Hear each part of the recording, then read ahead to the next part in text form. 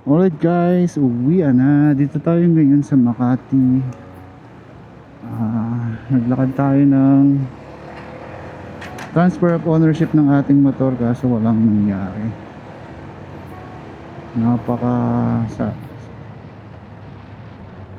Nakakaumay.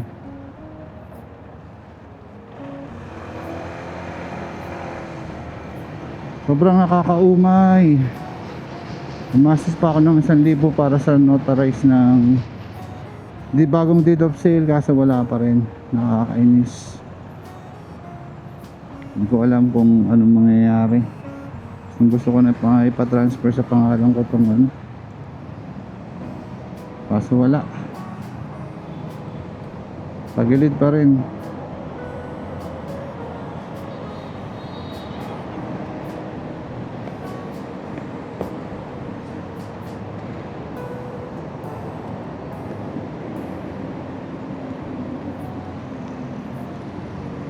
Tagilid.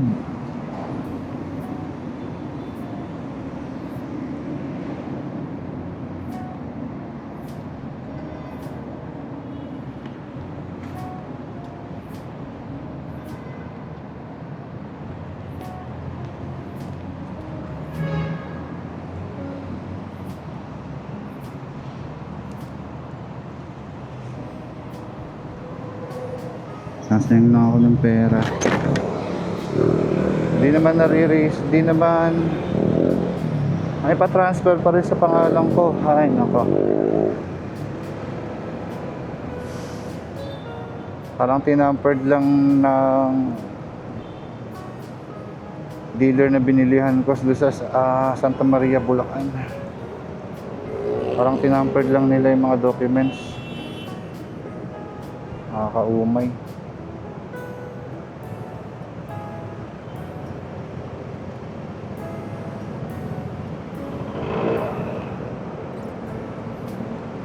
So yun, wala naman tayo na pala. Sayang ang pagod, sayang ang pera, sayang ang oras. Dami na sayang. Kaya kayo guys, pag bibili kayo ng mga segunda mano na motor,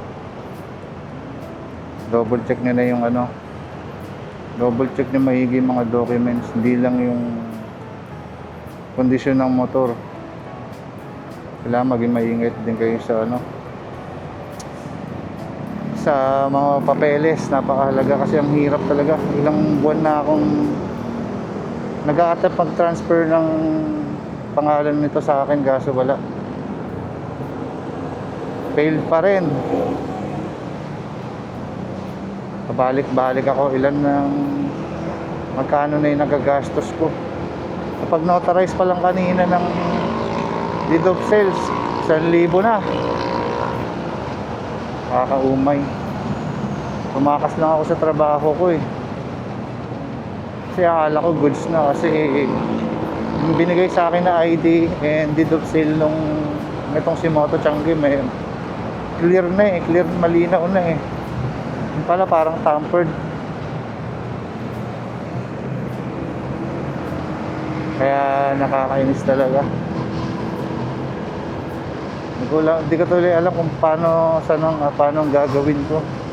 So sabi sa akin ng LTO, pantingin ko yung mismong may-ari, yung unang may-ari.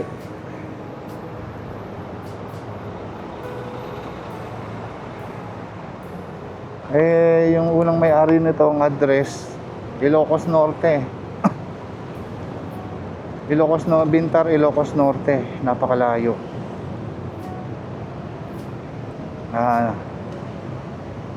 Ito na alam kung ano magiging sunod na hakbang ni Moto Tanggi.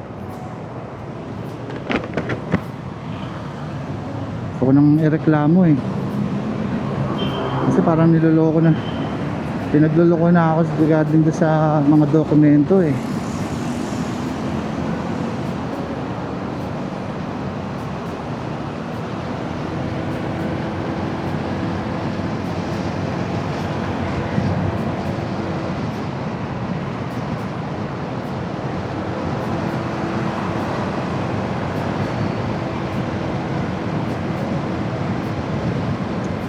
Ang hirap guys ng ano, napaka-hassle. Yung gusto mo sumunod sa batas kasi may bagong batas na kailangan mo ipa-transfer sa yung motor mo. Kaso mayroong problema sa papel.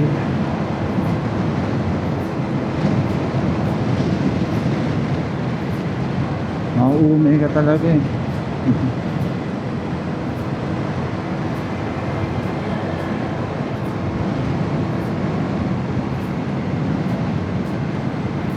Kaya yun, lesson learned.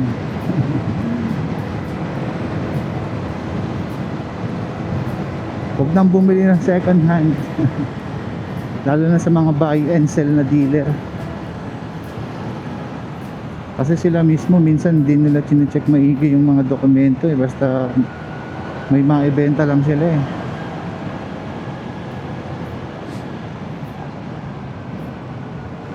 Biro mo, binayaran mo ng maayos.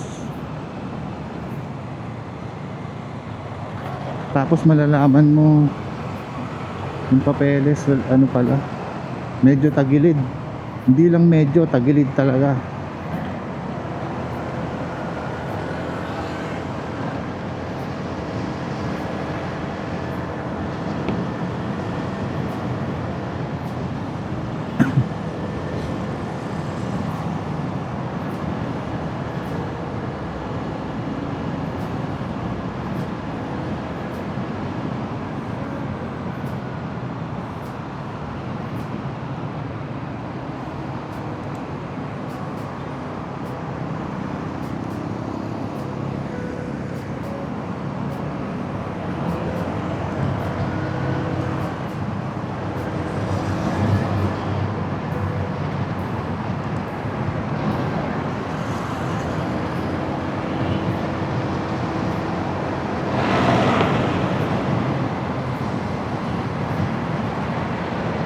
Dito tayo sa Osmeña Highway. Sa C5 ako dadaan. Tapos Soriano Highway tayo ulit.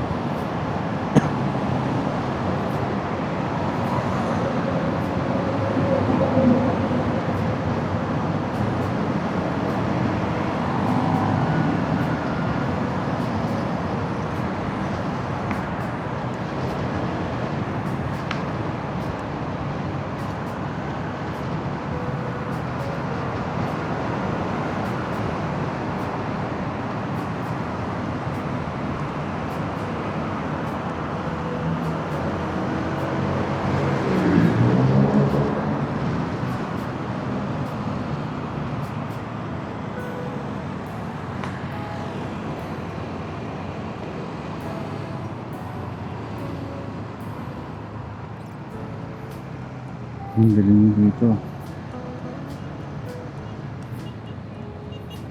Parang dumilim ulit dito.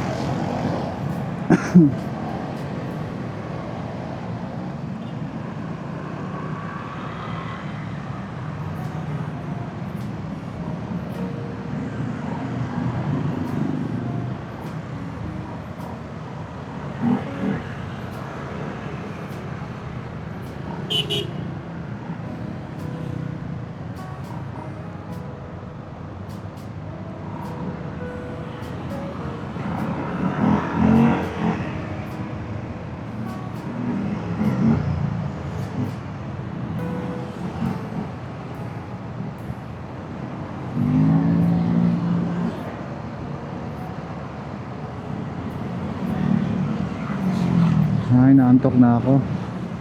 Kasi nagising ako alas 4. Tapos nag-start ako mag-work 5:30. Tapos natapos ako ng 12 PM. Tapos ako mag-work. Tapos nasikaso ng mga estudyante. luto, tapos diretso agad sa luwas agad ng Manila. Kaso pagdating mo sa LTO, wala pang 5 minutes sasabihin, ay sir, di po pwede yan. Iba pa rin po yung yung signature. Yun lang bunga sa akin, wala na. Hindi na sinabi kung anong dapat kong gawin. Kung di pa ako mag-iingay, hindi ako asikasuhin nung isa pang head doon.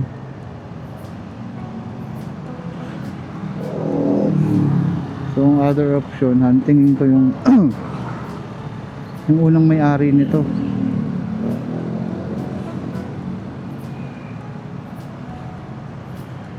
Grabe.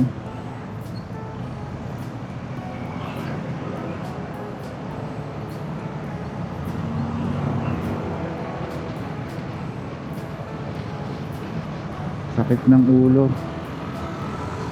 Sakit ng segunda manong sasakyan.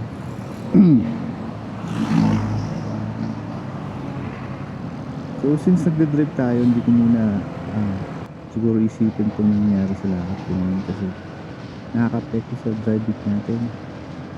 Kasi kung isipin mo, talagang nakakasya talaga.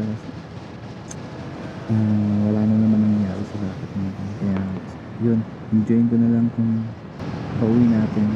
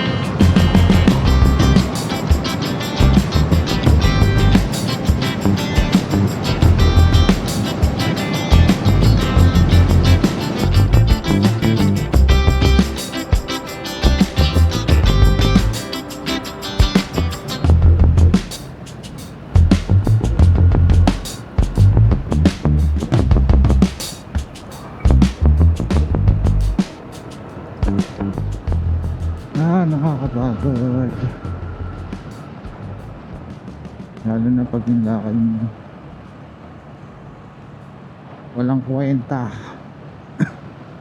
Hindi nagbunga ng maganda. Yun, alright. Salamat Lord. At malapit na naman tayo ulit sa ating bahay. And sa mga kapwa ko rider, ibang mga bumabiyahe pa uwi guys, ingat lagi. And lagi natin tatandaan guys na may naghihintay lagi sa ating pangit. Kaya haba ng pasensya at dasal bago umalis siya kayo. Pag-iingat, huwag natin kalimutan. So yun guys, and maraming salamat ulit. Salamat. See you soon.